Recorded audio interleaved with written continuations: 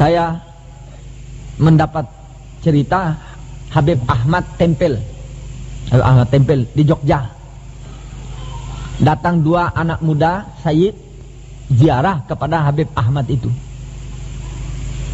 Sudah selesai ziarah, baca doa, Habib Ahmad bilang, kamu pulang besok. Enggak, saya ini ditunggu ibu saya. Yang satu bilang, yang satu saya ada janji dengan orang di Jogja. Karena Habib itu di desa, di tempel. Paksa dia. Baru keluar dari pintu, nangis itu Habib Ahmad tuh. Nangis Habib Ahmad tempelnya. Nangis, betul-betul nangis. Dah sampai setengah jam, dapat berita. Anak muda 2 tadi, goncengan sepeda motor, digilas truk, mati. Terus anaknya Habib Ahmad ini tanya kepada Habib Ahmad, mantunya Habib Muhammad. Kenapa Habib menangis keras-keras waktu anak 2 itu berangkat? Dia bilang, saya minta kepada Allah supaya dimundurkan dia itu digilas truk. Tapi tidak dikasih. Saya maunya dia itu jangan pergi supaya tidak digilas truk. Saya nangis lagi minta kepada Allah supaya diundurkan. Tapi Allah Ta'ala tidak kasih. Habib Ahmad tempel itu keramat besar. Di tempel di Jogja. Ini barakat orang yang mengamalkan 3 perkara ini. Apa pekerjaannya Habib Ahmad itu? Saya ketemu Habib Ahmad tidak banyak, tapi saya datang selalu mendapat satu keistimewaan. Satu kali saya pergi ceramah di Tulung Agung. Orang-orang berkata, malam Jumat ini Habib Ahmad itu ada pengajian dan ada maulid. Saya pergilah ke Habib Ahmad ini. Sampai di rumahnya Habib Ahmad, karena banyak orang tua-tua, Habib Ahmad di dalam kamar dikerumuni orang tua-tua. Saya duduk di luar, di serambi di luar. Masih rumahnya pakai serambi dulu. Sudah saya ngobrol sama anak-anak yang muda-muda yang tidak dipanggil di dalam. Keluar mantunya itu. Yang mana Habib Sagaf itu? Karena saya baru pertama datang ke situ. Kenapa? Dipanggil Habib Ahmad. Jadi dia tahu saya di luar itu, padahal tidak dikasih tahu. Saya masuk, semua Habib-Habib yang tua-tua tadi disuruh keluar. Metu kabeh. Karena Habib Ahmad ini nggak bahasa Indonesia, bahasa Jawa. Nggak bahasa Indonesia, bahasa Jawa melulu. Nggak mau bahasa Indonesia. Istrinya orang Jawa.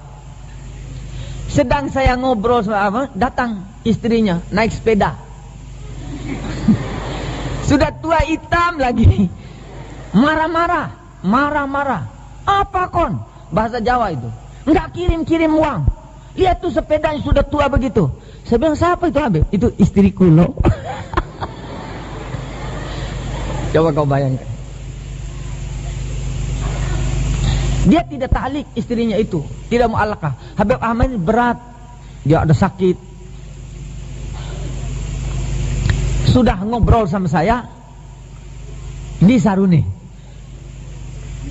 Jadi saya waktu di Tulung Agung tuh ada orang kasih hadiah sarung Samarinda. Bagus sekali sarungnya itu. Saya berkata dalam hati saya niatkan sarung ini kalau sampai di Habib Ahmad, saya mau kasih sarung ini. Itu bicara hati saya di Tulung Agung. Waktu ngobrol, ini sarungnya. Saya bilang ada di atas. Saya sudah lupa di dalam tas saya di atas. Saya pergi ambil, saya kasih ini sarungnya Habib. Ya, periksa Nokolo. Suruh periksa dia. Mau kasih tunjuk bahwa dia itu orang dekat dengan Allah. Saya periksa. Jadi wali itu ada tanda-tandanya, bukan sembarangan kau mau jadi wali. Akhirnya kamu kena dukun. Banyak orang sekarang pergi wali padahal itu dukun. Saya periksa di kakinya. Ada ilmunya. Sudah saya ambil sarung, saya kasih. Saya periksa kakinya. Saya bilang, apa sudah saya periksa? Oh no. Dia tanya saya, ada tanda kewalian di kakinya. Saya bilang, enggak ono.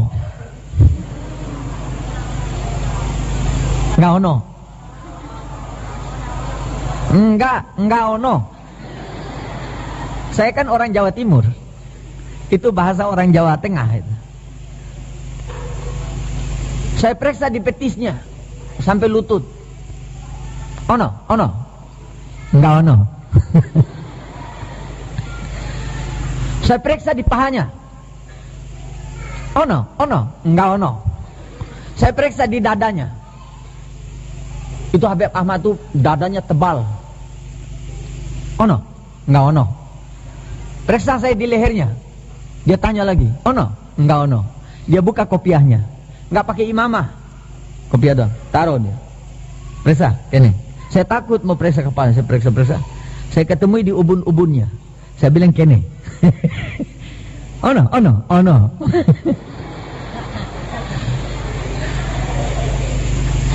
Terus saya tanya, apa yang Habib Ahmad buat sampai Habib Ahmad mendapat pangkat seperti ini? Habib Ahmad itu jawab, saya punya abah sudah meninggal.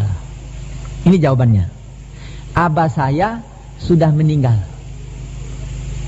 Saya sangat sayang dengan abah saya. Tangan saya dipegang, yuk pergi ziarah kubur abahnya di belakang rumahnya. Pergi ziarah kubur abahnya. Jadi Habib Ahmad tuh dia kuburkan abahnya di belakang rumahnya. Ada kuburan sedikit di belakang rumahnya itu. Tiap 5 waktu itu datang ziarah kuburannya abahnya itu. Hanya itu pekerjaannya.